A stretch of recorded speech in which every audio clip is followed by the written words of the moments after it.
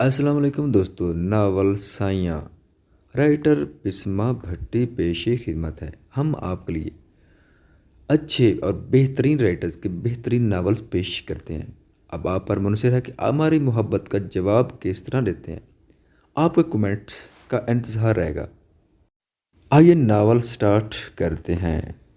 Urdu novel سائیاں از قلم بسما بھٹی، قسم 5۔ مجھے آواز نہیں آ رہی، تمہاری آ رہی ہے۔ ایک سیکنڈ، سگنل ایشو ہے، میں اوپر جا کر بات کرتا ہوں۔ سگنل کی وجہ سے وہ فون پر رابطہ نہ ہونے سے بول رہا تھا۔ پھر فوراً کمرے سے نکلا اور تیسری منزل کی سیڑھیوں کی طرف تیزی سے بڑھا۔ اتنی اہم کال تھی اس کے دوست کی اور سگنل کا مسئلہ۔ جیسے ہی وہ چھت پر پہنچا، اسے کسی کی ہلکی سی چیخ کی آواز سنائی دی۔ بے اختیار قدم اس طرف کو ہوئے جہاں سے چیخ کی آواز آئی تھی۔ جیسے ہی اس طرف گیا تو قدم رک سے گئے۔ اس کی آنکھیں جو دیکھ تھی وہ ایک فلم سے کم نہ تھا۔ انابیہ تھی جس نے اپنے لیے ہوئے دوپٹے کو جھاڑنے کی ایک ادا سے لہرایا۔ سیف کو تو یہی لگا کہ لہرایا گیا، مگر اس نے پیچھے سے آگے طرف لہرا کر تیز سے دوپٹہ کیا تھا۔ اس کا چہرہ عیاں تھا۔ سیف کی نظروں کی سیدھ میں وہ بنا نقاب کے دوپٹے کے جھنجھر سے آزاد ہاتھوں میں تھامے اسے جھاڑ رہی تھی، جیسے کچھ اتارنا چاہ رہی ہو۔ لیکن سیف کی نظر پلٹنا بھول گئی تھی۔ اتنا حسن، اتنے سرخ گلابی گال، اتنے شربتی سرخ ہونٹ، بنا میک اپ کے یہ حال تھا۔ جب وہ سجے سنورے گی تو کیا قہر نازل کرے گی۔ آنکھیں تو جھپکنا بھول گئی تھی۔ اس کے سراپے سے ایک سیکنڈ میں سیف نے اندازہ لگایا تھا کہ یہ انابیہ ہے۔ اف بی بی، مذاق کیا تھا میں نے، زرینہ نے ہنسی دباتے کہا۔ انابیہ نے اسے پلٹ کر دیکھا جو کھیکھی کرتی اپنی ہنسی دبا رہی تھی۔ دونوں ہی اس طرح کھڑی تھی کہ سیف کی طرف دھیان ہی نہ تھا، یا یہ کہہ لیں کہ سیف شاہ گھنے میسری کی طرح اس طرف آیا تھا۔ تمہارا دماغ ٹھیک ہے؟ پتہ کتنا برا ڈری تھی میں، مجھے لگا سچ میں وہ پیلا کیڑا میرے دوپٹے پر ہے۔ خبردار ایسا مذاق کیا تو اسے جھڑک رہی تھی جس نے انابیہ کو ڈرا دیا تھا، اور سیف کی مسکراہٹ اس پیلے کیڑے کے لبوں پر رینگ گئی۔ ہاں تو انو بی بی شاہ حویلی کی سب سے حسین لڑکی ہیں، کیڑے بھی دیوانے نکلیں گے، زرینہ نے مست فلمی انداز میں کہا۔ اچھی، میں تو کبھی نہ کیڑوں کو دیوانہ ہونے دوں، 7 پردوں میں رہ لوں گی مگر کیڑے نہ آنے دوں۔ پاس کام کرو دھیان سے، آئندہ سے بالکل مدد نہیں کروں گی میں۔ وہ اس کی منہ بات پر منہ بسورتی بولی۔ بھلا کیڑے بھی دیوانے ہوتے ہیں؟ سیف کو اس کے لب بہت تانگ کر رہے تھے۔ اتنے سرخ گلابی ہونٹ وہ بھی کسی ایشین لڑکی کے بہت کم دیکھے تھے۔ اور حیرت کی بات، اس کی اپنی حویلی کی اس کی اپنی مانگ تھی۔ اس نے سچ میں بی جان کو داد دی کہ ان کی کہی بات سچ ثابت ہوئی۔ میرے ہونٹوں پہ کسی لمس کی خواہش ہے شدید، ایسا کچھ کر مجھے سگریٹ کو جلانا نہ پڑے۔ مان لے سیف، وہ شاہ حویلی کی سب سے حسین لڑکی ہے۔ ابھی پرسوں ہی بی جان اسے بٹھا کر سمجھا رہی تھی۔ اس کے لمبے بال کمر تک، ہیرا ہے وہ شاہ حویلی کا، نا انصافی نہیں ہونے دوں گی اس کے ساتھ۔ پھر سے کانوں میں بی جان کے الفاظ گونجے تھے۔ بچپن سے تیرے نام پر رہی ہے، اس کے جذبات کی لاج رکھ، اصل مرد کبھی اپنی مانگ کو نہیں چھوڑتے۔ بی جان کی آواز مسلسل گونج رہی تھی۔ ساری باتیں جو وہ کرتی آئی تھی سیف کو منانے کے لیے، انابیہ کے لیے، وہ اس کے کانوں میں گونج رہی تھی۔ وہ مسکرا دیا، مگر ساتھ ہی شنیزہ کا عکس اس کی آنکھوں میں لہرایا۔ چہرہ سپاٹ ہو گیا اور انہیں دبے قدموں سے واپس نیچے چلا گیا۔ بی بی جان، بی بی جی آپ کو بی جان بلا رہی ہیں، ملازمہ نے آ کر اوپر کہا۔ انابیہ دوپٹہ سنبھالتی اچھے سے لگتی سیڑھیوں کی طرف بڑھی۔ خوشبو کا جھونکا اس کے نتنوں سے ٹکرایا۔ فوراً سے رکی۔ سنو بی، خوشبو تم نے لگائی؟ ملازمہ کو آواز دی جو سیڑھیاں اتار رہی تھی۔ نہ بی بی جی، بھلا میں کیوں لگاؤں گی؟ اس نے فوراً سے نافی کی۔ اس خوشبو نے اسے الجھا دیا تھا۔ آخر اتنی فنا کر دینے والی خوشبو کون لگاتا ہے شاہ حویلی میں؟ کیا پتہ بی بی، کسی پیلے کیڑے نے لگائی ہو اور خوشبو بن کر آپ کو دیکھ رہا ہو پیچھے سے، زرینہ نے کپڑے نچوڑتے ہوئے کہا۔ انابیہ نے پلٹ کر اسے گوریوں سے نوازا اور نیچے چلے گئی۔ جی بی جان، آپ نے بلایا مجھے؟ انابیہ نے دروازہ ناک کرتے کہا۔ بی جان جو اپنے تخت پر بیٹھ کر کتاب پڑھ رہی تھی اس کی طرف دیکھا۔ آؤ اندر، سنجیدگی سے اندر بلایا۔ انابیہ اندر آئی اور ان کے پاس کھڑی ہوگی۔ وہ منتظر تھی ان کے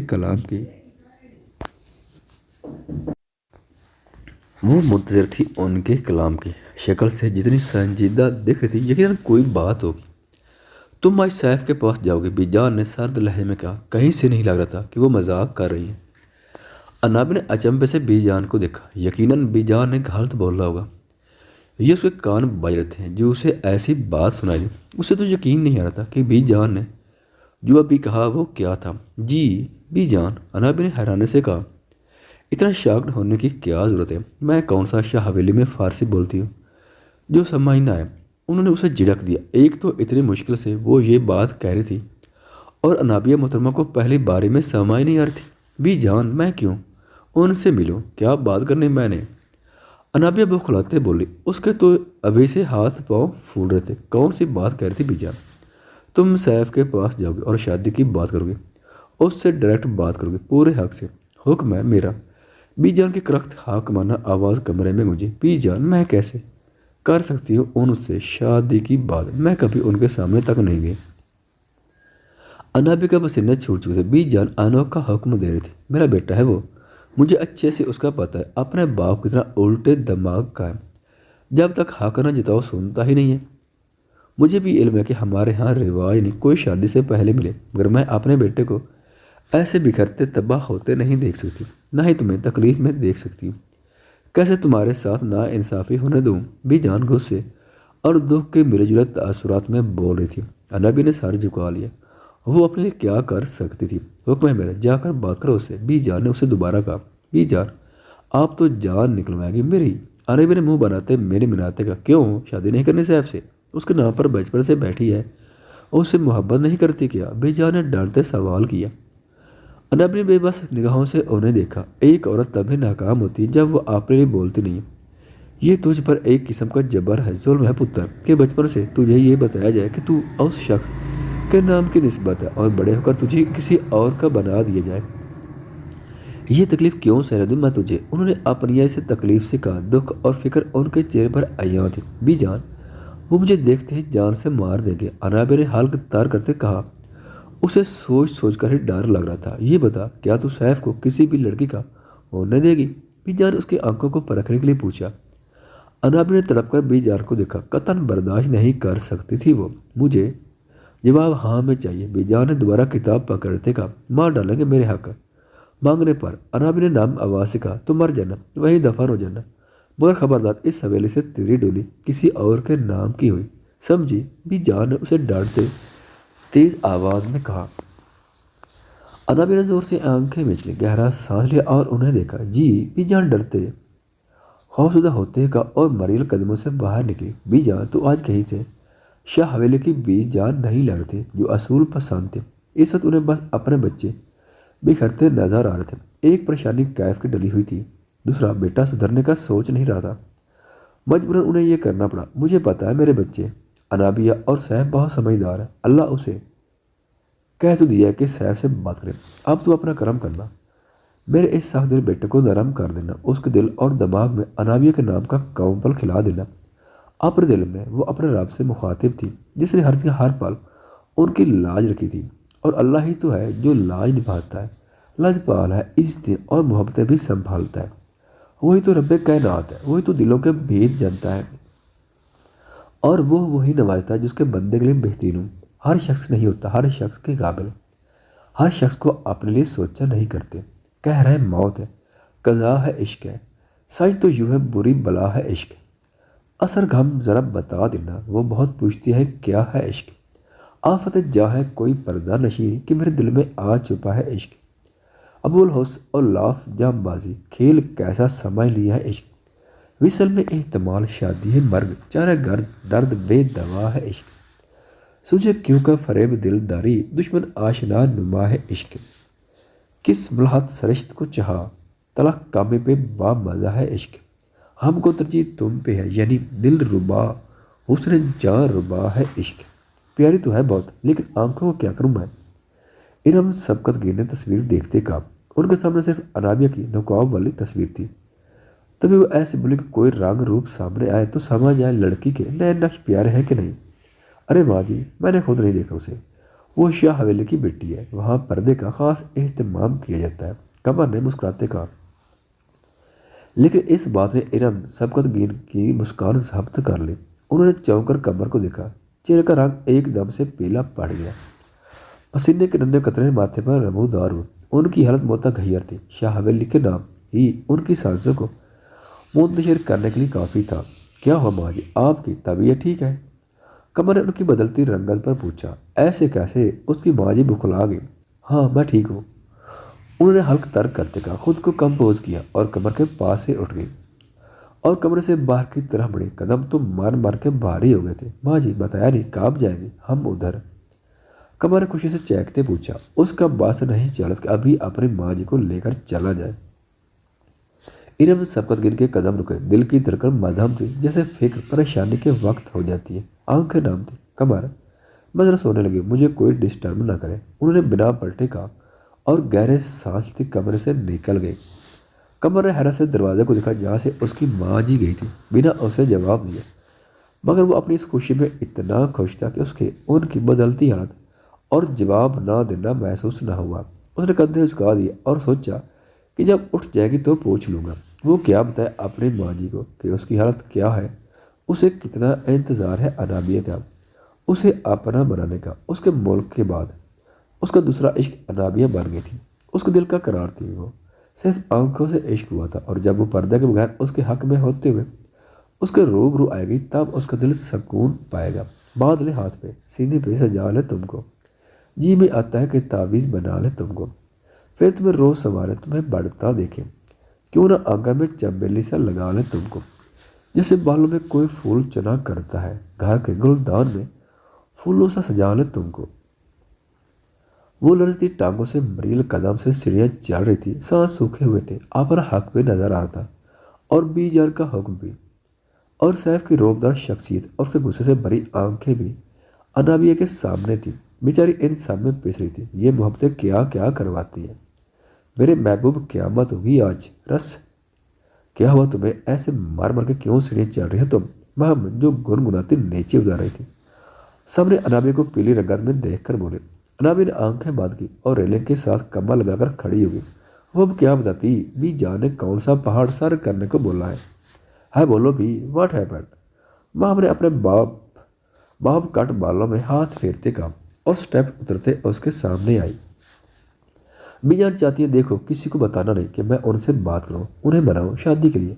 انگلی کو مروڑتے ہچکچاتے مہم سے کہا۔ مہم کی حیرت سے آنکھیں کھل گئی۔ واہ بی جان کیا ماڈرن موڈ میں آئی ہے۔ اچھا یہ تو بتاؤ کس سے کرنی ہے بات؟ مہم نے مسکراتے پوچھا۔ کافی انٹرسٹنگ سٹوری لگ رہی تھی ویسے اسے۔ انابیہ نے آنکھیں نکالی جو مذاق میں لے رہی تھی اس کی بات کو۔ سچ میں یارا مجھے نہیں ہے، تم کس سے منسوب ہو؟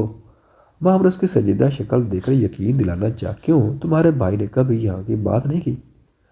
انابیہ نے دانت پیس کر کہا۔ مہم کو اس کی بات سمجھ نہ آئی۔ بھلا زمل بھائی کیوں کوئی یہاں کی بات کرنے لگے، لیکن تمہارے بھائی پر اسے سیف کی سمجھ آئی۔ تم سیف بھائی کی بات کر رہی ہو؟ مہم نے اونچی آواز میں پوچھا جیسے شاک لگاؤ۔ آہستہ چپ کرو، کیوں تم تماشا بنا رہی ہو؟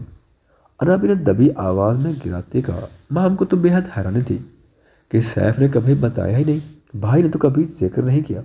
مہم نے بے یقینی سے کہا۔ اب تمہیں صدمہ نہ لگے مجھے حال بتاؤ۔ بی جان نے حکم دیا، میں کیا کروں؟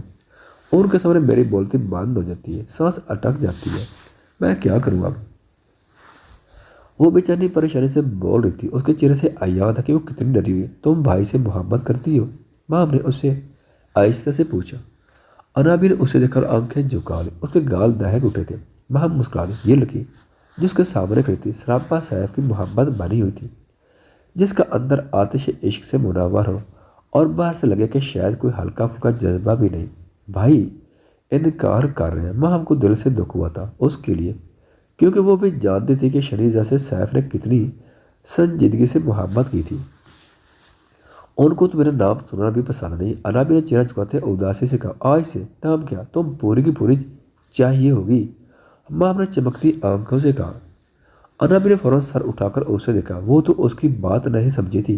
ایسے کرشمے شاہ حویلی میں کہاں سے ہونے والے؟ مطلب اس نے ناسمجھی سے پوچھا۔ بہت اچھا کیا بی جان نے تمہیں یہ حکم سنا کر، چلو، چمکتی آنکھوں سے کہا اور اس کا ہاتھ پکڑ کر اوپر سیڑھیاں چڑھنے لگی۔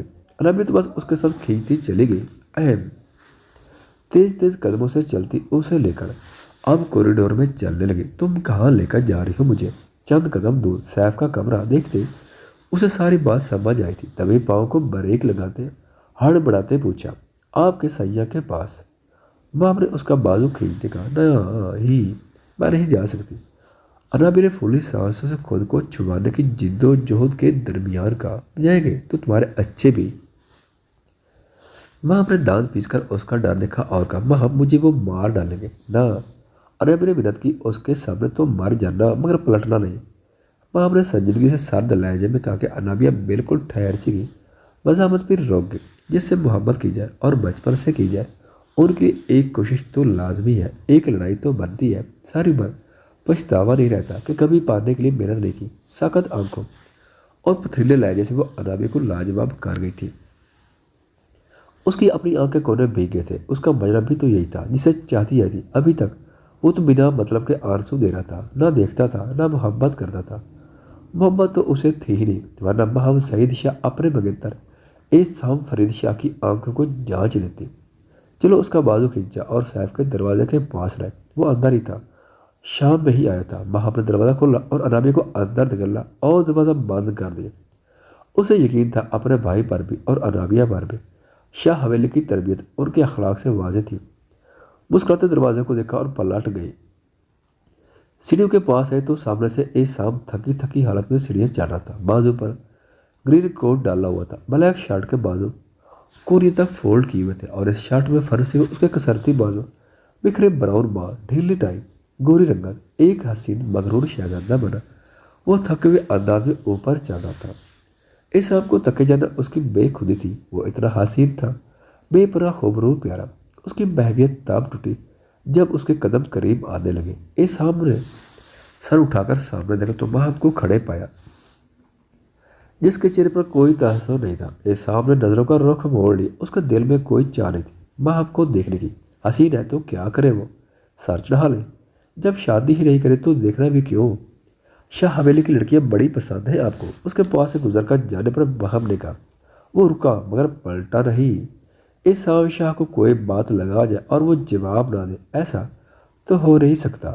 بہت ذرا سی گردن موڑ کر بھاری آواز سے کہا، اچھا مجھے دیکھ کر تو آپ کا غصے سے برا حال ہو جاتا، کیوں؟ اس کے رخ کرتے بڑے مزے سے پوچھا، بات شاہ حویلی کی بیٹی کی ہو رہی ہے، تمہارا ذکر کہاں سے آ گیا؟ اس نے بھی آگے سے جواب چن کر دیا تھا جس سے باہم سلگ جائے، اور کچھ فیصد یہ کام ہو ہی گیا تھا۔ میرا ذکر تو شروع سے ہے، جب تمہاری اس حویلی میں شاہ حویلی کی بیٹیاں بھی پیدا نہیں ہوئی تھیں۔ باہم نے دانت پیس کر کہا، 1 سال بڑی جو تھی سب شاہ حویلی کی لڑکیوں سے۔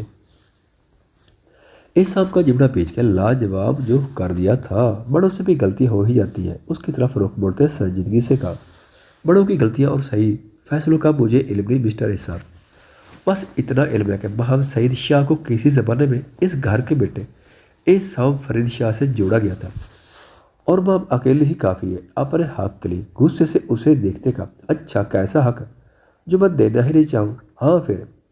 احسان نے پیٹ کی پاکٹس میں ہاتھ ڈالتے مذائقہ خیز لہجے میں کہا، اس بار پر ہلکا سا مسکرایا تھا۔ پوچھا کس نے ہے کہ حق دو گے یا نہیں؟ میں نے بتایا، آنکھوں کو بھٹکاتی احسان شاہ کو لاجواب کر گئی تھی۔ کسی طور احسان کے ڈر کے قابو نہیں آتی، کہہ کر پلٹی۔ احسان کا دل کیا اس کا منہ روچ گیا جس میں اتنی گز بھر کی زبان ہے۔ وہ نیچے اترنے سے پہلے رکی اور پلٹی۔ احسان اسے ہی دیکھ رہا تھا، گورین ڈال کر مسکراتے پیارا ہو، پر سوری باہم شاہ اتنی جلدی امپریس نہیں ہوتی، آج رسوات تیری گلیوں میں محبت ہوگی۔ اس کی طرف تنزیہ لہجے میں کہا، مسکرائی، گرگرائی اور تن فر کرتے نیچے اتر گئی۔ احسان شاہ کی حالت بری ہو چکی تھی، اتنی بیزتی کیا سمجھتی کیا تھی خود کو؟ آج تک احسان شاہ کو کسی لڑکے نے ایسے بات نہیں کہہ رہی تھی، نہ ہی اسے لاجواب کیا تھا۔ میں تمہاری اکڑ توڑ کر رکھ دوں گا۔ احسان شاہ کے سامنے کسی کی زبان نہیں کھلتی اور تم مجھے نیچا دکھاؤ، احسان شاہ ہوں میں، دیکھ لوں گا تمہیں۔ اس کے حوالے سے مخاطب ہوا، دانت کے چرچانے کی آواز کافی اونچی تھی۔ اگر احسان شاہ میں پاور تھی سامنے بندے کو سلگا کر رکھ دینے کی، تو اب اس حوالے میں احسان شاہ کو سلگانے کے لیے محمد سعید شاہ کے قدم پڑ چکے تھے، اور وہ کرتی بھی محبت تھی، ایسے کیسے دب جائے۔ اس نے کانپتے دل سے مین دروازے کو دیکھا، بند دروازے کو دیکھا اور پھر گردن موڑ کر اندھیرے کمرے کو۔ اسے علم تھا کہ وہ یہاں ہے، اس کی ٹانگ میں عجیب درد سا اٹھ رہا تھا۔ آنے والا وقت کیسا ہوگا اسے نہیں علم تھا، لیکن اس کی جان نکل رہی تھی۔ کیا ضرورت تھی بی جان اور مہم کی جذباتی باتوں میں آنے کی؟ وہ منہ میں بڑبڑائے، اسے ڈر جو لگ رہا تھا مر جانا مگر کسی اور کی نہ ہونا۔ بی جان کی بات اس کے دل میں لگی تھی، کوئی تو بات تھی۔ بی جان نے پہلی بار اصول توڑا تھا، پھر سے خود کو حوصلہ دیا، حلق تر کرتے قدم آگے بڑھائے۔ اندھیرے میں کیا علم کیا چیز کہاں پڑی ہے، گر اسے جانا تھا۔ وہ ہچکچاتے سیف کو پکارنے لگی تھی کہ کمرے میں کھڑاک ہوئی، وہ فوراً اسے اپنی جگہ ساکت ہو گئی۔ اس کے ڈر میں اور اضافہ ہو گیا۔ سیف نے پلٹنے لگی، کسی سخت چیز سے زوردار قسم کا تصادم ہوا۔ آہ! اس کی چیخ نکل جاتی اگر اس کے منہ پر بار وقت ہاتھ نہ آتا۔ وہ سیف نے ڈرتی آنکھیں بیچ گئی، مقابل کو اس کی یہ ادا بھی حسین لگی۔ وہ تو لائٹ آف کر کے سونے لگا تھا مگر اس کے کمرے میں کوئی آیا تھا اور دروازہ بند ہوا تھا۔ وہ محتاط انداز میں دروازے کی دوسری سائڈ پر چلا گیا۔ اس کا کمرہ تھا، اسے تو علم تھا کہ کون سی چیز کہاں پڑی ہے۔ اسے حیرانی تو تب ہوئی جب اندر آنے والے کی بڑبڑاہٹ سنی، صاف واضح تھا کہ وہ لڑکی ہے۔ وہ محتاط انداز میں اس کے پیچھے ہوا تاکہ اس کا ارادہ جان سکے، لیکن جیسے ہی اس نے صحیح کا سا کہا تو سیف کو فوراً سے علم ہوا کہ یہ انابی ہے۔ اس کا پاؤں پاس اپنی کرسی سے لگا تھا جس سے کھڑاک ہوئی تھی۔ وہ کرسی کو درمیان میں رکھ کر بیٹھا تھا، اٹھا نہیں تھی، لیکن اس کی حیرت فوراً سے ختم ہوئی کیونکہ وہ پلٹ کر چیخنے والی تھی، مگر اس نے فوراً اس کے منہ پر ہاتھ رکھ دیا، ورنہ اسے پوری حویلی کو اس کمرے میں جمع کرنے میں دیر نہیں لگانی تھی۔ تم یہاں کیا کر رہی ہو؟ اس کے چہرے کے پاس آہستہ سے بھاری آواز میں پوچھا۔ انابیہ جو بہت بری طرح سے ڈر گئی تھی، اس کی آواز پر اپنی جگہ جیسے ساکت ہو گئی۔ وہ تو دیکھتا نہیں تھا کجا اس کے اتنے نزدیک۔ دھیرے سے آنکھیں کھولی اور اسے دیکھا۔ سیف نے آرام سے اس کے منہ سے ہاتھ ہٹایا۔ انابیہ کا سانس پھولا ہوا تھا۔ فوراً سے چند قدم کا فاصلہ بنایا۔ سیف نے مدھم لال بتی جلا دی جس سے دونوں کے چہرے کافی حد تک واضح تھے۔ بس فرق یہ تھا کہ انابیہ نے دوپٹے کو ہاتھ سے پکڑ کر چہرے پر کیا ہوا تھا، جیسے کہ وہ کرتی تھی، خود کو چھپاتی تھی۔ کیا کر رہی تھی؟ پھر سے پوچھا۔ وہ بی جان نے بھیجا، ڈرتے ہوئے جواب دیا۔ کیوں؟ ہاتھوں کو پیچھے باندھتے روب سے پوچھا۔ اسے مزہ رہا تھا اس کے ڈرنے سے۔ وہ کہہ رہی تھی کہ میں آپ سے بات کروں۔ گہری سانس میں ہمت سے بولی۔ بی جان کا حکم سار آنکھوں پر تھا، مرنا پڑے تو مر جائے گی مگر ایک کوشش تو بنتی تھی اپنے لیے۔ کس بارے میں؟ ایک قدم اس کی طرف لیتے کہا، شادی کے بارے میں۔ وہ چاہتی ہے کہ آپ میں شادی کر لیں۔ شرم سے لال ہوتی قدم پیچھے لیتی بول رہی تھی۔ اس کی موجودگی بھی ڈرا دیتی تھی اور آج وہ پہاڑی سر کر رہی تھی۔ سیف کے لب مسکرائے اس کے اتنے معصوم انداز پر۔ اور تم؟ اس کی طرف قدم مزید لیتے پوچھا۔ میں قدم پیچھے لیا کہ دیوار آگے کہ بے سختہ وہ ڈر گئی کہ جیسے پیچھے پھر سے کوئی ہوگا، مگر دیوار تھی۔ کانپتے لرزتے وجود سے اسے دیکھا جو اب 2 قدم کے فاصلے پر کھڑا تھا۔ بولو۔ ایک اور قدم لیا۔ سچ میں؟ اس کے بازو کو اپنی گرفت میں لیتے پوچھا، جان کر ذرا سا دباؤ دیا کہ وہ سی کر گئے۔ بس بے ہوش ہونا باقی رہ گیا تھا۔ جتنی بڑی ہمت سیف نے کی تھی اسے تو لگا اب تو مار ہی دے گا۔ تم نے ایسا کیا ہے جو سب تمہیں میرے پلے باندھنے کی ضد لگائے بیٹھے ہیں؟ اس کے دونوں اطراف پر ہاتھ رکھتے پوچھا۔ انابیہ خود میں سمٹے، سہم کر اس کی طرف دیکھا۔ آنکھیں تو اس کی سرمئی آنکھوں پر ٹیکی ہوئی تھی۔ مجھے جانے دے سائی، وہ اس کے قربہ سے حواس باختہ ہوتے ہوئے بولی، اور اگر نہ جانے دے تو اس کے چہرے پاس اپنا چہرہ کر کے کہا۔ اس کی تو روح فراخ ہونے کے قابل تھی۔ سائی جان لگے کیا؟ وہ تیز دھڑکنوں کے ارتعاش میں بولی۔ ابھی دل جیسے باہر نکل آئے گا۔ دھک دھک رفتار بے حد تیز تھی۔ وہ پورے اسرار سے مسکرایا۔ تم حسین ہو انابیہ، وہ اس کے سرخ گال دیکھ کر بولا۔ وہ مزید خود میں سمٹی اپنی تعریف پر۔ اس نے پلکیں اٹھا کر اسے دیکھا جو وہ مسکرا رہا تھا مگر آنکھوں میں اپنائیت نہیں تھی۔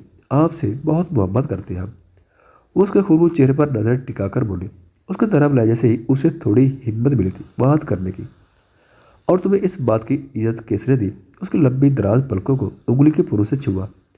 دل تو بے اختیار ہوتا اس کی طلب کے لیے۔ میرے دل نے ہلکی سی مسکان سے نظر جھکائی بولی۔ تمہارا دل کھا جاؤں؟ ماری کھیجی سے سوال کیا۔ آپ کی قسم، حکم کریں، اس کی آنکھوں میں آنکھیں ڈال کر کہا۔ تم مجھے چیلنج کر رہی ہو؟ اس کی محبت برساتی نگاہوں کو دیکھتے کہا۔ اسے اچھی لگی وہ معصوم سی انابیہ۔ مانا یا نہ آپ کے دل میں انابیہ سامر کا نام ضرور راکش ہوگا۔ اس کے دل پر اپنی نرم گداز انگلیاں پھیرتے کہا۔ سیف نے متاثرانہ انداز میں اس کے ہاتھ کو دیکھا، یعنی محترمہ حق جتا رہی تھی۔ آزما لو تمہیں۔ اس کی تھوڑی سے چہرہ اوپر کیا۔ وہ سرخ ہو گئی، اتنا سا لفظ بھی پاگل کر رہا تھا۔ قبول ہے؟ مسکرا کر اس کی بات پر لبیک کہا۔ دگا تو نہیں دو گی؟ اس کے اطراف میں دوبارہ ہاتھ رکھتے پوچھا۔ عرابی کا خون خاندانی ہے، اس کی وفا بھی اور اس کی محبت بھی۔ مدھم آواز میں دھیمی مسکان سے وہ کچھ سرشار کر ایک نرم ناز و انداز والی لڑکی سیف نے دیکھی تھی، اور ہاں وہ اس کا دل لٹنے میں کامیاب ٹھہری۔ کیا کہو گی بی جان سے؟ اب فاصلہ بناتے سوال کیا۔ عرابی نے تڑپ کر دیکھا، جیسے وہ اس کا یقین نہیں کر رہا اور انکار کرے گا۔ یہی کہ عرابی کو مار دینا، پر سائی کے سوا کسی کے نام مت کرنا۔ چہرہ جھکاتے دھیمی نم آواز سے کہا۔ اتنی بڑی ہمت کی تھی اس سے بات کرنے کی؟ اب تو اسے مار جانا چاہیے تھا۔ جاؤ اور انہیں کہو تمہیں اتنا حسین سجائے کہ پورے شاہ خاندان کو پتہ لگے کہ تم سیف یوسف شاہ کی بیوی ہو۔ آپ نے روبدار آواز میں اسے محبت کی جیت کا انعام دیا تھا۔ اس نے بے یقینی سے اسے دیکھا۔